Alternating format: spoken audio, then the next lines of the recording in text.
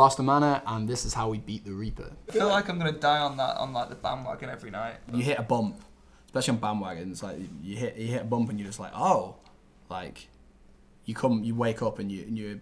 Like, I've woken up like from hitting my head on the ceiling of the bunk before.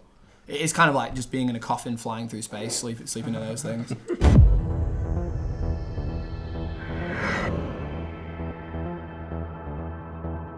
I've got one that my mum is going to kill me for if I tell her about. But I mean, hey. You're all the way over in America. We're in America, you can't get me over here, Mum.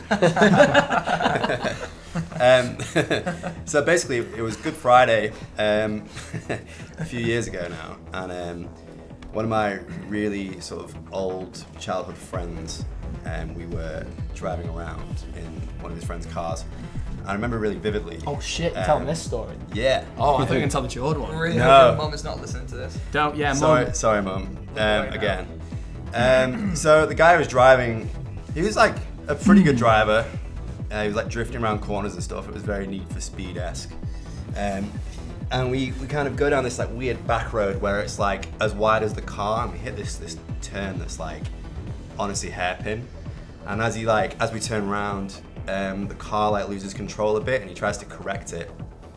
And oh, by the way, at this point the Prodigy Firestarter's playing, and it's very, very loud, and that's all I can hear. And I'm looking down at my phone like this, and I feel like a bump on the car, and I look up, and as I look up, the road is like up here, and I was just like, huh. And I just remember going, oh shit, and then the car just does this roll, and rolls and rolls and rolls, and ends up in this ditch somewhere. And there's this glass everywhere, and luckily the car actually tilts and ends up back upright.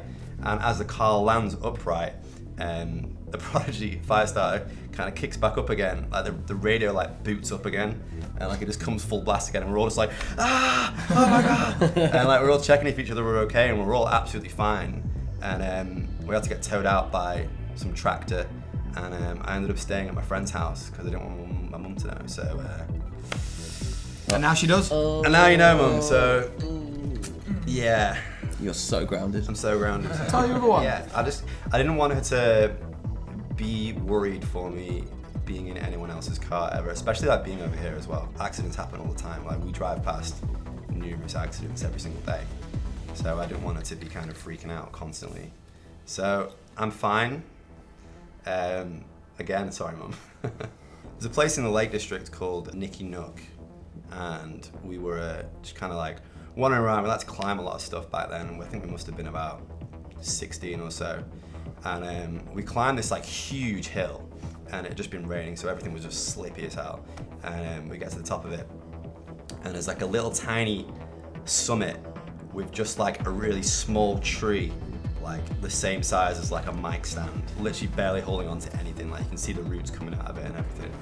And we were like, oh, we should probably go down there. So Jord, he jumps down, grabs onto this tree, and I was like, cool, I'm gonna come down right now as well. And as I go and jump down, I lost my footing, slipped, and like narrowly avoided falling off this huge, basically a cliff, because Jord put his arm out, and I grabbed Jord's arm, and we both just like swung around this tree and like held onto this tree, and we were just like, oh my god. And like we looked down, and I was like, dude, I probably would have either died or like broken a lot of things. I've never heard that story. That's insane. Have I never told you that before? No, that's insane. It's absolutely mental. Like, yeah, that guy straight up saved my life. I probably would have been either dead or paralyzed. You should be a bit nicer to him. Nah.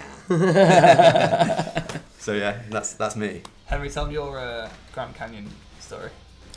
Oh, I just like we just like went to the Grand Canyon on our first full US, and we probably climbed down into like a cool bit where it jutted out, and everyone was like trying to be quite careful, and I was like at the back of everyone climbing back up, and I just like slipped down a bit, and I came right, like just falling forever, like fucking like Qui-Gon Jinn in Phantom Menace, just into the abyss forever, like that close away, and I just went and just carried on climbing up, and we were leaving. I was like, I nearly died just then. Just very, very quietly to everyone, but it doesn't really hit you, does it? Until like you don't really think about it too much. Yeah.